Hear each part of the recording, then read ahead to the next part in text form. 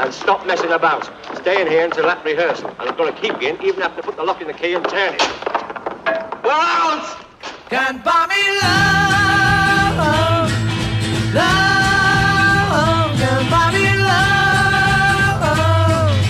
I'll buy you a diamond ring, my friend, if that makes you feel alright.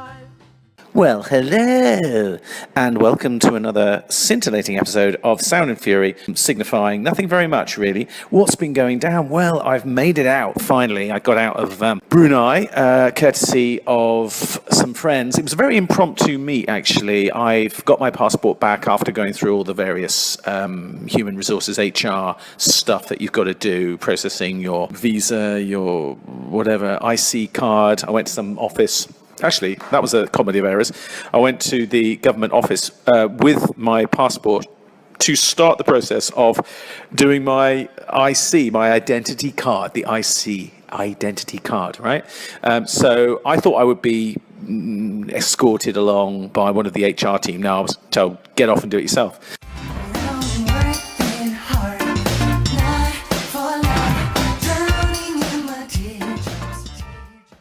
So I went in there and I'd been sent a WhatsApp barcode, which I'd forgotten about from verifying my appointment. So when I was asked for confirmation of this, I said, oh, well, you know, it's on the system. And I'd forgotten that I'd been sent this barcode. So I bluffed my way in. I said, oh, he said, go and talk to that man over there.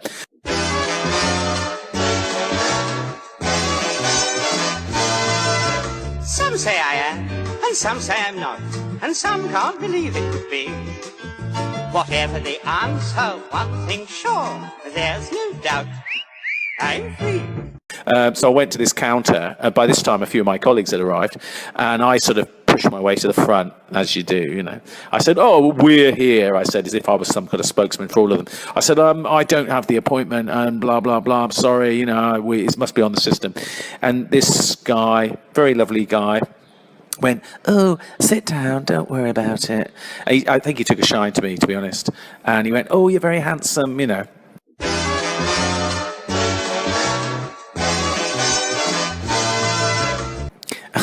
So I thought I'll use this to my advantage.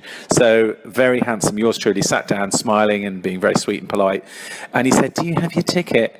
Okay, so I'd already been, I transgressed, my first indiscretion was I didn't have my appointment barcode, which was in my WhatsApp messages, I later found out, which I'd forgotten about, sent to me very efficiently by the human resources lady. But I didn't actually take a ticket, which you're supposed to do when you go into banks and places like that. You pull a ticket because there's a queuing system, right? So in my panic, I initially just went to a desk to make an inquiry as to, am I in the right place? Where do I go? What do I do? You know, I didn't want to sit around for 10 minutes sussing out the routine. So he went, oh, don't worry about it. He said, lots of the other people would make you go back and get a ticket, but you're okay because you're handsome and sit down. Don't worry about it. I'm going, oh dear. So, but I got it done. And okay, so that's all taken care of. I've got my passport back. Fast forward a couple of days, coming home from school, and it's a little bit on the late side. So I decide, I'm not going to go to the gym. And I've been doing quite well at the gym recently. I've been going regularly, but this particular night I just couldn't summon up the enthusiasm to go. So I just pulled into Pizza Hut thinking, I might have a pizza. Pizza's not my favourite, to be honest. I'm not in love with pizza. Everybody loves pizza, don't they? So whenever there was a late night parents' evening or something, it's like, oh, we'll order in some pizza. And everybody munches away on the pizza. To be honest, I could probably get more satisfaction from dipping the cardboard, the packaging in tomato sauce and olives, and that would be about the same to me. I'm not really rate pizza. It's horrible, actually. Apart from the cheese, and it's usually processed cheese, and something that resembles some kind of dodgy bread, doughy base. I'm not into it at all. But I'll eat it if I'm really hungry. So I just thought, oh, let's have a look. And there's a good coffee shop there. Anyway, long story short, somebody's parked there, one of my mates, and he said, have you got your passport? I went, Yeah, he said, we're doing a border run. Now, in Brunei, because there's no places where you can sit and drink, you're allowed to bring alcohol into the country from elsewhere. And in the privacy of your own home, you can drink, whatever you want, I guess. And I've got, some wine in my fridge and some beers courtesy of my friends when I first arrived, which I haven't got through. But to sit socially and have a drink, no, you can't do that. So what people do is they go across the border, and the border isn't very far away. It's about 40 minutes into Malaysia, because Brunei is split between, the island of Borneo, I should say, is split between Brunei and Malaysia. There might even be another country in there, but I'm not sure. Anyway, my neighbour's coming back with some shopping, and and the dogs are following him. Those dogs are a pest. They're a nuisance. I guess they're just dogs. Leave it. I'm getting used to them a little bit. I'm not a mad fan of dogs, to the extent that I actually fantasize about knocking them over when they prance around in the road, and that's a terrible thing to admit right here and now on the podcast. So I need to have some counselling. I don't have road rage. I'm very good on the roads, but I have dog rage.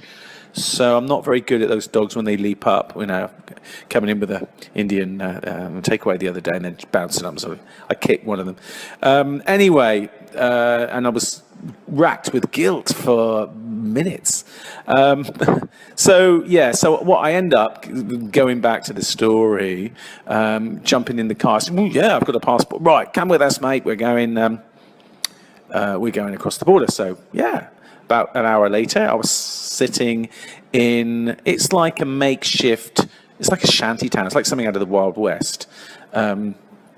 It's just a few bars in the open air. You cross the border, and literally within 200 or 300 meters, there's a collection of bars for the precise purpose. Why are they there so close to the border? Because obviously there's a market for them, because people just want to get out and have a drink. And Brunei is very strict. It's kind of got a soft Sharia law in operation, which means nowhere to drink. It doesn't matter if you're a Muslim or not, no drinking. Sorry, but I'm not a Muslim. No, sorry, can't have a drink in public. No. So, and you've got to respect that. That's the way it is here. So people respect it enough to constantly be traveling across the border and generating stamps in their passport to say they've left the country and they want to get out of the country simply because they want and feel they would like to have a drink. So you cross over these dodgy planks across this little moat to reach. They haven't got a bridge of any kind, so you're walking across these dodgy, slippery planks are all at an angle and all a bit muddy and slimy because it's always raining here, right? And then there's some nice plastic chairs. I mean, people told me, don't expect too much. And it was pretty much exactly what I was expecting it to be. And a very pleasant evening. Lovely. Had some beers, and of course people are stocking up. So I've been caught on the hop because I wasn't prepared. So I didn't have much cash in my pocket. So I was being funded that evening by my friends. So I didn't want to be too cheeky. So I did scrape together a bit of cash to bring back a bottle of wine, and somebody else used my quota I think you're allowed to bring back a couple of 6-packs and a bottle of wine or something. So that's the deal here. People go across to, I think it's called Kuala Lumpur.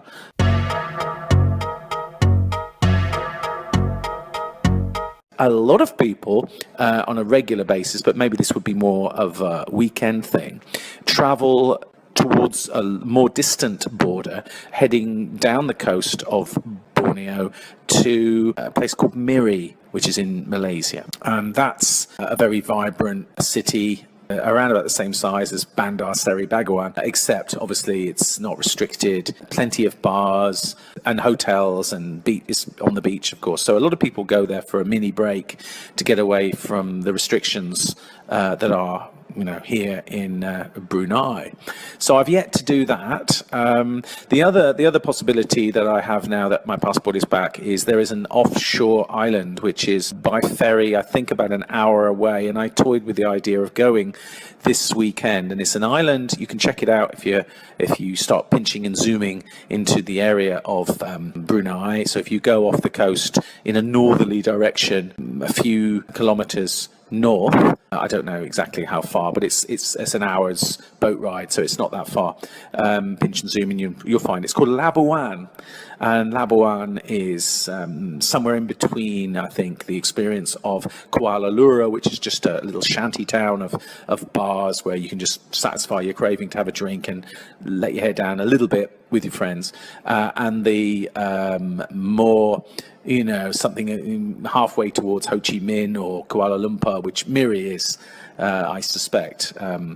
And again, YouTube it, Google it, have a look, some images and some pictures, and you'll get a little idea of what it's all about. But Labuan is not, a world-known holiday destination. But if you're living in Brunei, then it looms large as just another possibility. It appeals to me because I don't have to do this drive, which scares me a little bit because, well, one, your phone data will become. You won't be able to keep in touch with Google Maps live once you get to the border. So I think the idea is that I'm going to go there. I'm going to be taken there first of all and get an idea of how to drive there, the little quirks of the route before I launch out and do it myself. Also, of course, you then have the queuing at the border. I've heard people tell me nightmare stories about getting back because a lot of people do this. A lot of people in Brunei take advantage of Miri. They like to go there. They might spend a night in a hotel or two over the weekend, let their hair down a bit, party it up a bit, have a drink. But when they're coming back, typically on a Sunday afternoon, Sunday evening, everybody else is doing the same thing. So I've heard people say, oh, it was a 3-hour queue, it was awful. It would spoil my weekend if I had to wait for an hour, to be honest. Anything up to half an hour then I can take. Going into Kuala Lumpur the other night, my friends were saying, the queue's not so good tonight, and yet we waited 20 minutes. That's really doable. I've got no problems with that, but sitting in the queue for 3 hours plus would really take the shine off my weekend. So as a consequence, I haven't gone anywhere this weekend. However, my exciting life has taken a turn for the literary, as you may have gathered. So Murakami, of course, looms large in my legend. That's a line from Hard Day's Night. Doesn't make any sense here in this context. But I have finished Sputnik Sweetheart. Now I'm reading Murakami in chronological order, which I attempted to do years ago with Charles Dickens, and I got as far as I think I was due to read American Notes. I was about 13 at the time, and then I thought, I'll read Leslie Charteris, The Saint, and Sherlock Holmes. I didn't read them in chronological order, so I remember reading a bit of I was into the detective thing obviously at the time, and I was enjoying reading those. So that was the end of my Dickens experience, and of course I hadn't read any of his great works because they come a little bit later. Oliver Twist is a great work, and Nicholas Nickleby, I'd read those too. Anyway, Murakami, it wasn't a plan, but I just as I've said before on the podcast, I just decided out of the blue that I would buy this volume which had just been released, his first two novellas which were published together, and Hear the Wind Sing and Pinball, and they were nicely packaged together in a nice little hardback. And I'm a sucker for a hardback. I was going through a hardback phase. If you're going to get a real book, get a hardback. I refused to buy The Gene by Siddharthi Mukherjee until I found a hardback version. I ordered it from the Japanese bookstore in Dubai. Anyway, having realized that was his first couple of books, then I thought, I'll read the next book in order, and then I decided I'd read them in chronological order. There's a lot of people who are real fans of Murakami who have put book reviews on YouTube. There's a lot of people who've done this, and they speak passionately about their love affair, really, with Murakami's work, and they're very enthusiastic, and they'll try not to. Most of them try not to put any spoilers into their little presentations. There's just so much content out there. Everybody is, including me with this podcast, but everybody is feeling compelled to put something up there, and it's all of varying quality. And what worries me, I know I'm going off topic here, but what worries me is that obviously there's more and more content out there. Everybody and his dog has got a YouTube channel, and the quality isn't always great. I remember the days when in England it was just a couple of BBC channels and one independent channel, and the quality was obviously TV produced high quality broadcasting. Now you're clicking on YouTube and you're watching amateurs having a stab at it, and it's the punk ethic, I think. Listening to an interview with Billy Bragg and Russell Brand, who's got a podcast. Russell Brand, I'm a fan of Russell Brand, and he's doing a course at one of the London universities. He's just written a book about addiction. Anyway, he's been interviewed about his book on addiction, his latest podcast. But prior to that, he had an interview with Billy Bragg. And Billy Bragg is a singer, songwriter. He came to prominence in the 80s, very left-wing and, socialist, committed socialist. And he has written a book, which I haven't read, which is on the skiffle movement, which was a big deal in England in the 1950s. And he likens it to the punk, the do-it-yourself, here are three chords, now form a band. That punk ethic that was around in the mid 1970s, really, where people were feeling that anybody could make music, and there was a raw energy coming, whereas the music had perhaps, commercial music anyway, in the mid 70s had become a little bit formulaic and a little bit staid, a little bit stale, a little bit tired. It was a long hangover from the 60s, and then suddenly you had the energy of punk. I mean, a lot of the music was rubbish, but some of it's, you can't deny it had an amazing energy. And so Billy Bragg obviously has an affection for skiffle, and he didn't live through that, I don't think, but he certainly lived through the punk era, and that might have stimulated him to start his musical career. I suspect it did. Anyway, where was I going with this? So the comparison in my mind that just struck me is with YouTube. It's very democratic, feeling that anybody can put up content. You've not got to go back less than 20 years, and maybe 20, 25 years, and people didn't have access to putting up their own content, and it's really refreshing. People can put up little video clips, they can share their thoughts, and sometimes it's absolutely fantastic. I mean, at the highest level, you've got somebody who's independent of the major networks, has no contractual ties, funds themselves and produces content like Nerd Writer's YouTube channel, like Dave Rubin, who could, if he wanted, I'm sure, be snapped up by a network to pretty much produce his show the way he's currently doing it, and it could be put out as it is. It's of broadcast quality, and that's not easy to do. It takes a lot of work. I got close with my little Fradkoff thing that I did with the puppets many years ago, and that involved working with a Chinese film crew. But I was literally, I think we had less than 20 minutes on film, and I was already $1,000 out of pocket, and I was funding 50%. And although that was very, very cheap, I was told that was still enough money for me. Well, it was somewhere in between a legitimate piece of work that could have been pitched to the TV companies. That never subsequently happened. And I didn't see that it was going to happen, so I decided to draw a line under it. And ultimately, it was a fun vanity project. You can check it out. It's called Stage School. You probably will find it on YouTube if you look hard enough. But I looked at it in the cold light of day after it had been done, and I thought I had a lot of fun with doing this. Some of my music was featured, but it wasn't the quality wasn't high enough. So it was in that muddy middle ground between a really amateur thing that you see plenty of that on YouTube, and something that is, broadcast worthy. Anyway, I'm going all over the place with this podcast. Now, I had got half a podcast recorded, but I subsequently decided that I wasn't happy with the way it was going, and that's unlike me, because normally I just ramble on and just see what happens, what comes out. I'm just doing a brain dump, as I've said before. So going back to the Murakami, and I've come full circle, I think now.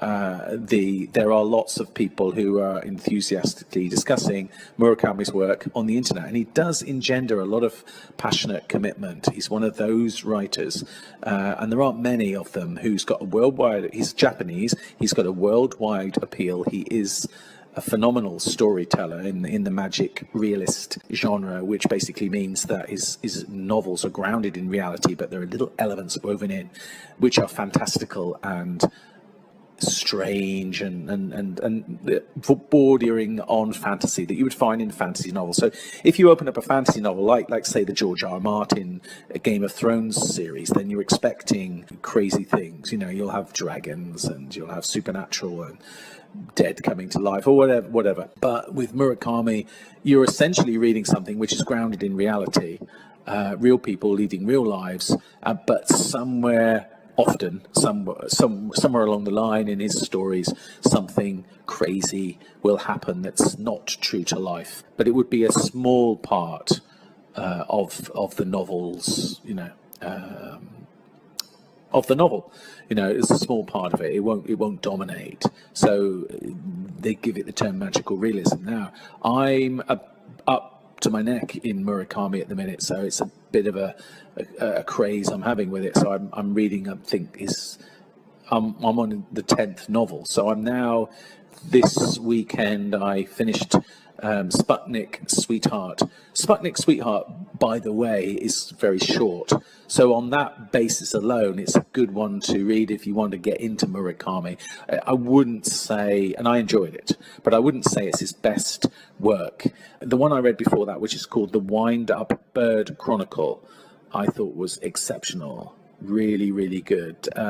So I'd recommend that. That's a great place to start, and it's somewhere in the middle of his works. So in terms of the chronology of Murakami's work, Wind Up Bird Chronicle comes before. I would say the one that I was really impressed with that I've read, Sputnik Sweetheart, is a bit of a throwaway. It's a good book, but it's very short. Kafka on the Shore, IQ 84, but it comes after Norwegian Wood and The Wild Sheep Chase and all the others. So it's kind of in the middle of his output. It's a good one to start with, I think. Yeah, anyway, so I'm reading Kafka on the Shore. I'm getting stuck into that. The main protagonist is a 15-year-old boy who runs away from home. His mother has left him as a very, very young boy. He was traumatized by that, and left with his sister, who it turns out was adopted.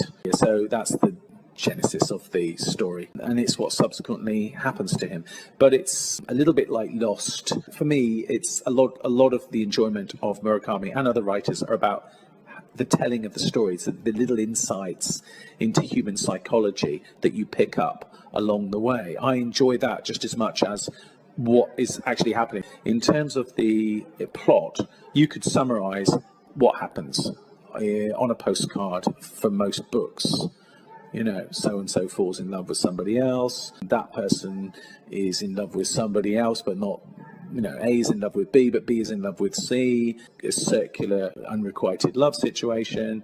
Somebody goes missing, blah, blah, blah. So you could actually put down on a postcard a very brief synopsis. You can go to Wikipedia for synopsis on any book you care to not read, but you want to find out a little bit about it. So if that's the case, why bother to read any books at all? I'm being fatuous, but making a fairly blunt point that if it was all about plot, then you would just oh yes, I know what that book is about. It's not about what a book is about. It's about the telling of the story, of course. So that's more important. Anyway, so I'm getting stuck in to Kafka on the Shore. I've just been out. It's a quiet Sunday in Brunei. It is Brunei, so there's nothing much to do. So I'm going to spend the rest of the day reading, I think, eating mini Jaffa cakes, and generally chilling out. So I'll leave you with a little bit of Captain Beefheart.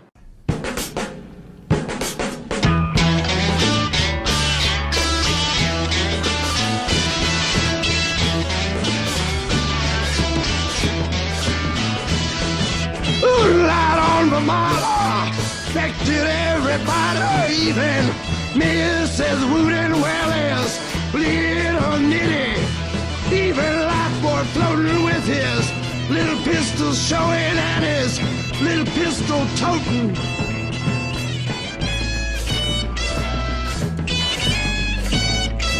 Well, that goes to show you what a moon can do.